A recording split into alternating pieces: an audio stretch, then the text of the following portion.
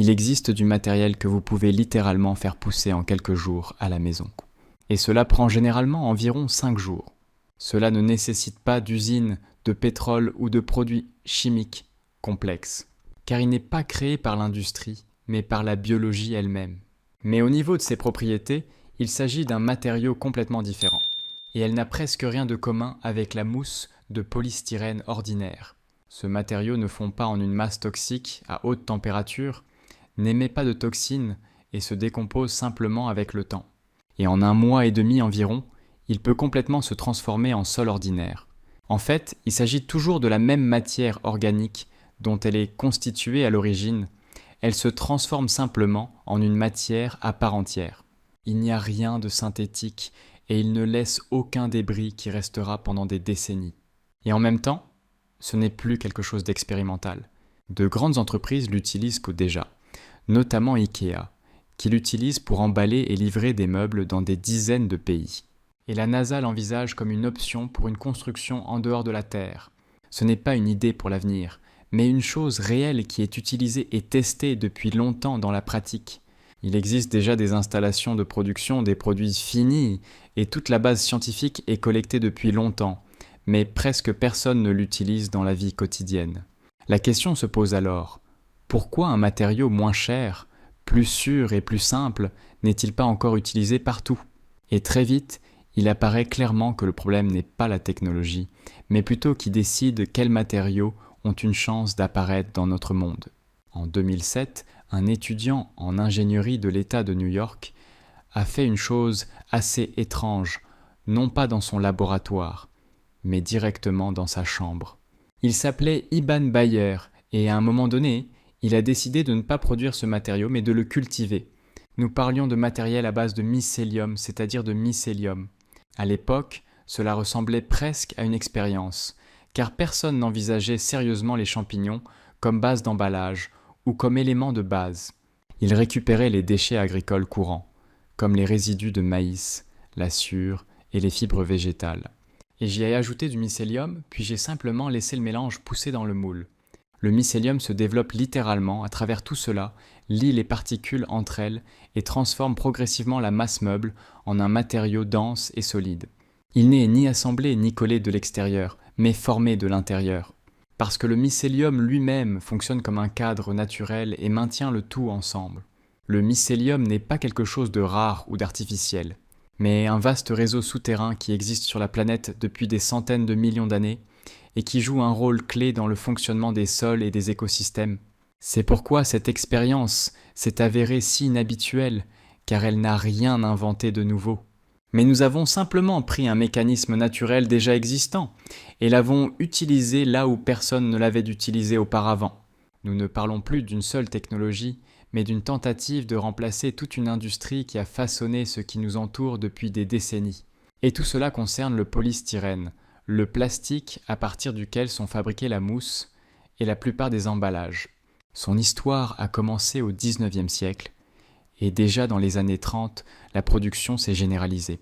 Et depuis, ce matériau a progressivement pris sa place un peu partout, des articles ménagers à la construction en passant par l'électronique. Mais il y a un autre côté à tout cela, car le polystyrène ne se décompose presque pas naturellement. Ce qui signifie que tout ce qui est jeté aujourd'hui reste dans l'environnement pendant des dizaines, voire des centaines d'années, en s'accumulant progressivement. Au fil du temps, il ne disparaît pas, mais se décompose en particules de plus en plus petites, se transformant en microplastiques, que l'on trouve non seulement dans le sol et les océans, mais aussi à l'intérieur des organismes vivants. Dans ce contexte, la différence avec les matériaux à base de mycélium devient évidente car ils se comportent complètement différemment. Ces matériaux sont cultivés à partir de déchets agricoles courants, tels que la sure ou la paille. Puis, en quelques semaines, il peut se décomposer complètement dans un compost ordinaire et retourner simplement au sol. De plus, lors de la croissance, le mycélium ne forme pas seulement la structure du matériau, mais absorbe également le carbone, ce qui le rend moins nocif que les plastiques synthétiques.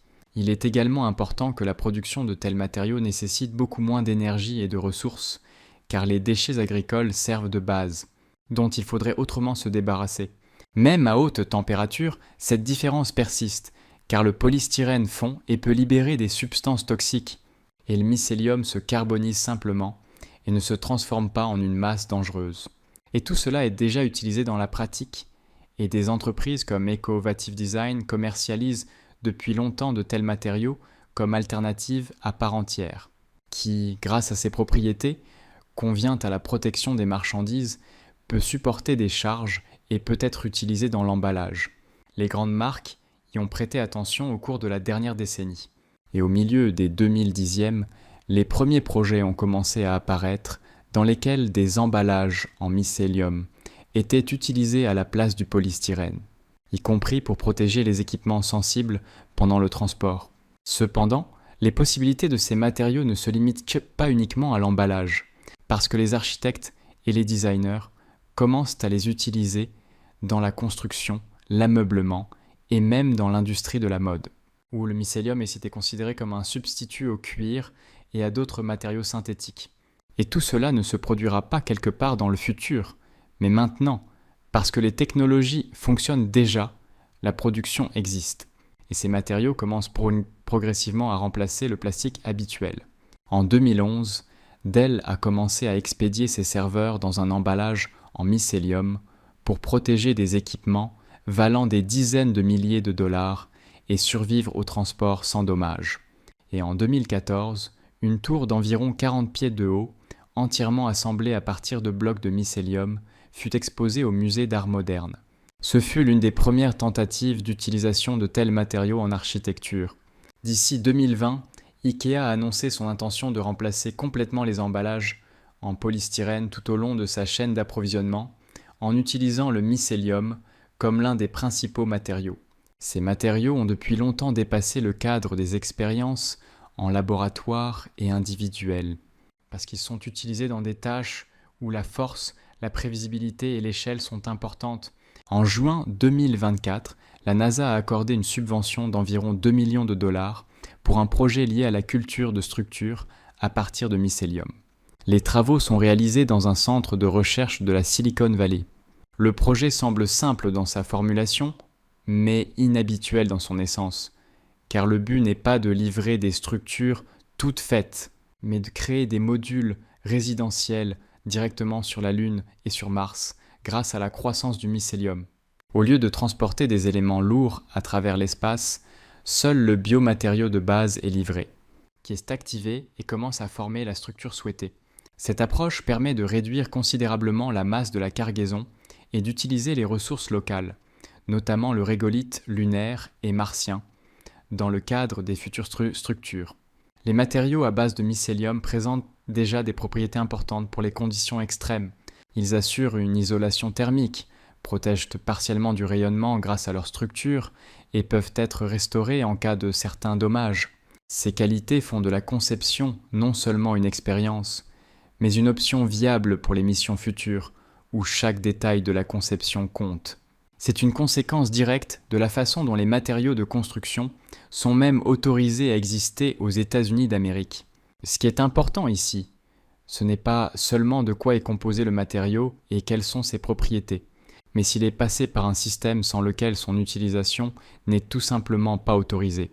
Pour qu'un matériau puisse être utilisé dans la construction résidentielle, il doit être conforme aux normes de l'ASTM internationale, une organisation qui décide essentiellement de quelles maisons peuvent être construites et de celles qui ne peuvent pas être utilisées. Et c'est à travers ces normes que se forme tout ce qui est alors considéré comme la norme. Parallèlement, des normes pour le polystyrène expansé existent depuis 1958. Et pendant tout ce temps, tout un système s'est peu à peu construit autour d'elle. Des tests ont été effectués, le marché s'est guidé sur ses propriétés, des normes de construction ont été rédigées en tenant compte de celles-ci. Et à un moment donné, c'est simplement devenu un standard. Mais avec le mycélium, tout est différent, car il ne dispose pas de la même base documentaire, car les matériaux qui en découlent n'ont pas de certification ASTM internationale, ce qui signifie qu'ils ne passent tout simplement pas par ce système, même si leurs propriétés sont convenables. En conséquence, sans ces normes, le matériau n'est tout simplement pas autorisé, les permis ne sont pas délivrés et les projets ne sont pas testés. Et donc des solutions encore moins chères et plus sûres ne sont pas réellement utilisées. Et le polystyrène résiste non pas grâce à la science, ni parce qu'il n'existe pas d'alternative, mais à cause des documents, parce que ce sont eux qui fixent les règles selon lesquelles quelque chose peut être utilisé en général, et ces règles n'apparaissent pas d'elles-mêmes.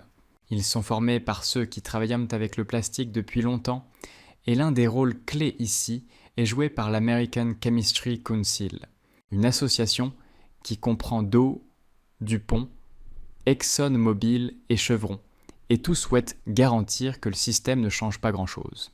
Cela se voit dans l'argent, car rien qu'entre 2020 et 2021, l'industrie du plastique et les organisations associées ont dépensé près de 200 millions de dollars pour faire cesser les lois contre le plastique.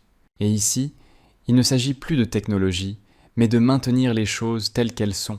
Dans l'État de New York, en 2024, la situation s'est répétée, parce que le même Conseil américain de chimie a dépensé environ 930 000 dollars pour lutter contre un projet de loi qui aurait obligé les entreprises à payer pour l'élimination de leurs déchets plastiques.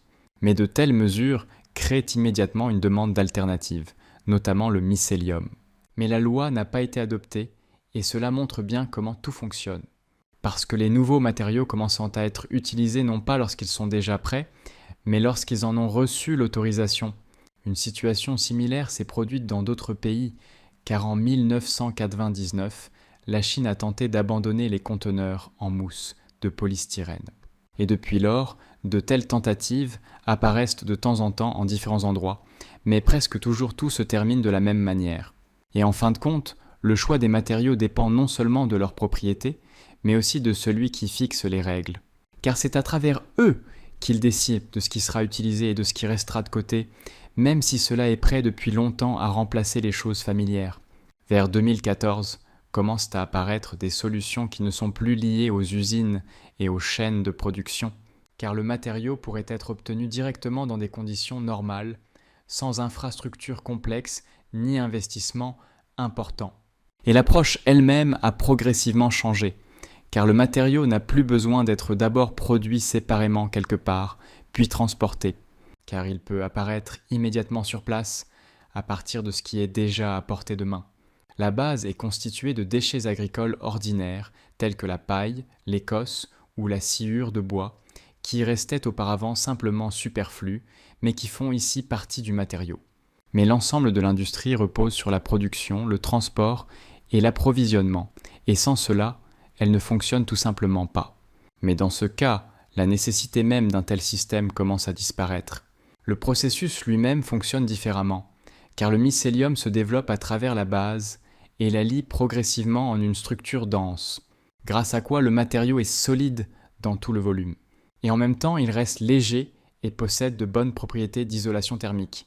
Et comme tout est fabriqué à partir des mêmes déchets, la production remonte à l'endroit d'où proviennent les matières premières. Et cela change le rôle des agriculteurs, car ils peuvent l'utiliser ici même. De plus, la plupart des matériaux sont généralement liés à des brevets, des technologies et des normes qui peuvent être contrôlées. Avec le mycélium, tout est différent, car il ne peut pas être créé de toutes pièces et attribué à une seule entreprise. Car le mycélium existe déjà dans la nature et ne peut être complètement fermé. Cela ne signifie pas que les processus individuels ne peuvent pas être protégés, mais le principe lui-même reste ouvert, car il fonctionne dans n'importe quel environnement où il y a de la matière organique et des conditions appropriées. Mais c'est souvent le contrôle qui détermine la manière dont le matériel est distribué, car grâce à lui, le marché et l'accès peuvent être contrôlés. Ici, ce contrôle est plus faible, car le matériau ne nécessite pas d'infrastructures complexes ni de matières premières rares et moins dépendant des grands fabricants. Et en fin de compte, le problème n'est pas que le matériel soit moins bon ou pas prêt, mais qu'il ne s'intègre pas bien dans le système, où tout est basé sur le contrôle et la consolidation de la technologie.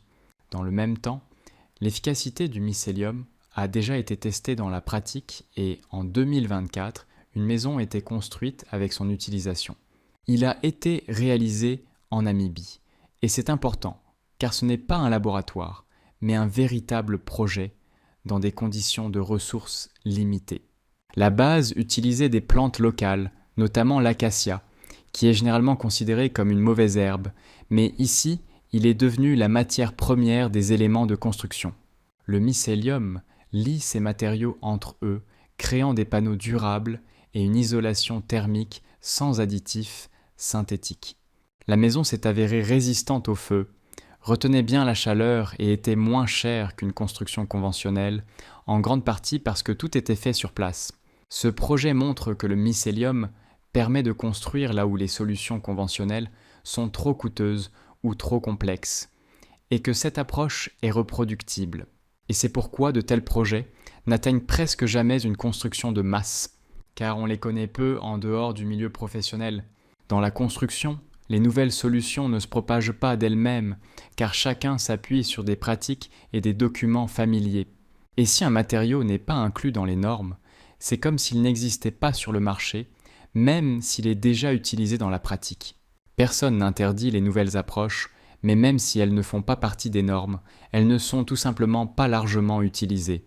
En fin de compte, le fait n'est pas qu'il n'y a pas de matériel, mais que pendant tout ce temps, c'était en dehors du système habituel. Le mycélium a toujours existé, mais pendant longtemps, personne ne l'a considéré comme un matériau avec lequel on pouvait travailler. Et à un moment donné, il devient clair que la question n'est plus de savoir s'il existe des technologies, mais si vous êtes prêt à utiliser quelque chose qui ne rentre pas dans le système habituel.